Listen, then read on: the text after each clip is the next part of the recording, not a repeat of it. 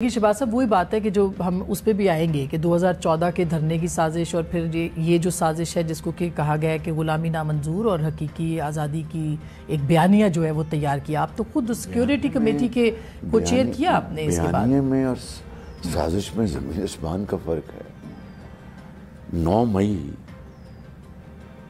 गद्दारी की गई पाकिस्तान के साथ, अफवाज पाकिस्तान के ख़िलाफ़।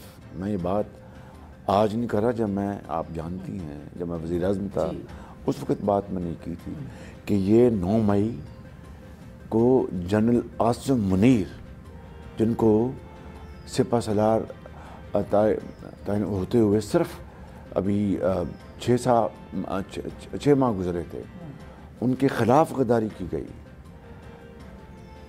लाहौर के कोर कमांडर हाउस को जलाया गया, कायदे हाउस को जलाया गया, GHQ में हमला करने की कोशिश की गई, गुजरांवाला में, मियाँ वाली में, और किस तरह की ज़ुबान इस्तेमाल की गई, आगे बढ़ो और जला दो हर चीज़।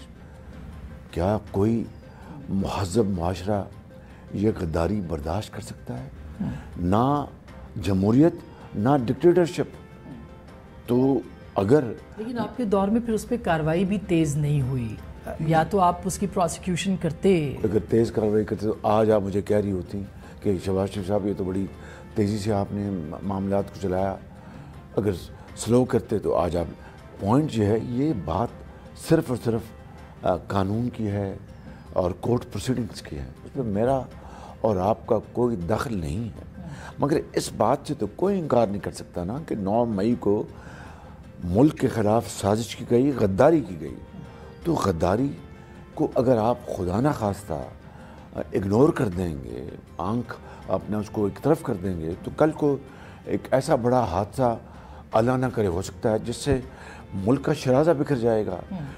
क्या उस दिन हमारे जो दुश्मन है पाकिस्तान, उन्होंने डोंगर नहीं बरसाए, उन्होंने खुशियाँ नहीं मनाई कि आज पाकिस्तान के अंदर वो काम हो गया जो कभी किसी दुश्मन ने भी नहीं सोचा था। तो वो साजिश आप पहले भी कह चुके कि साजिश हुई थी आर्मी चीफ के खिलाफ। 100% मैं आज भी कह रहा हूँ, लेकिन उसके ऊपर मैं आज कह रहा हूँ without any fair of contradiction कि 9 मई को इमरान नियाजी और उनके टोले ने क्या चाहते थे? वो जनरल आसिम मुनीर के खिलाफ साजिश की। उनको हटाना चाहते थे। क्या चाहते? उनको हटाया जाए वहाँ से, फौज के अंदर एक डिवीजन आ जाए, फौज के अंदर कू हो जाए और मन मर्जी के लोग आ जाएं और इस मुल्क में कत्ल गारत का बाजार गर्म हो जाए और पाकिस्तान तबाह हो जाता। लेकिन वो सिर्फ सियासी रहनुमा तो सिर्फ नहीं कर रहे थे, उसके अंदर तो आपने खुद कहा कि अंदर के लोग भी तो मौजूद थे। उनके खिलाफ क्या कार्रवाई? ये तो कोई ढकी छुपी बात तो नहीं है जी। ये तो अखबारों में आ चुका, टेलीविजन पे आ चुका। कई हाजिर फौजी और कई रिटायर्ड फौजी, उनकी फैमिलीज के मेंबर जो मुलव्वस थे, उनको इस इदारे ने उनको अरेस्ट किया। और बाकी उनकी क्या उनके खिलाफ कार्रवाई हो तो मैं नहीं जानता, उनका अपना एक इंटरनल उनका सारा सिस्टम है। लेकिन ये बात तो ढकी छुपी नहीं है। को कमांडर लाहौर को रिटायर कर दिया गया।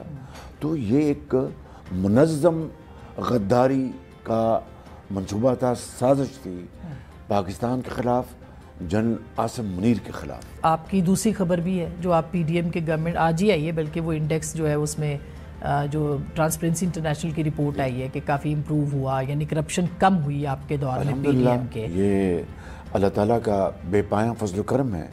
मैं एक आसमा बहन एक नाचीज़ आदमी, मैंने 13 जमातों की उनकी अपना मेहरबानी से मैंने हेड की ये कोलिशन।